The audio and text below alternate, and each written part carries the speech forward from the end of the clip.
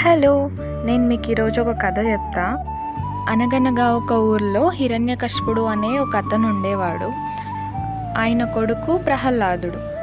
ఇతను చాలా మంచి అబ్బాయి అండ్ డైలీ దేవుడికి మంచి పూజలు చేస్తాడనమాట ప్రహ్లాదుడు. సో ఇది హిరణ్యకశిపుడికి నచ్చదు.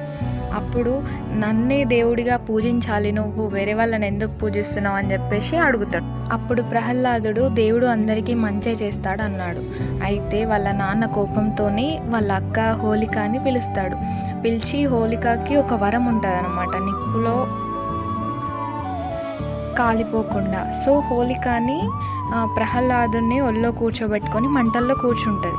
కానీ ఏమవుతుందంటే ప్రహ్లాదుడికి ఏమీ కాదు, కానీ ఆ హోలిక మాత్రం కాలిపోతుంది అనమాట. సో ఈ స్టోరీ మనకేం చెప్తుందంటే దేవుడు ఎప్పుడూ మంచి వాళ్ళ పక్కనే ఉంటాడు. మనలో ఉన్న నెగిటివిటీస్ని మంటల్లో బర్న్ చేసి మనం పాజిటివ్గా ఉండాలి.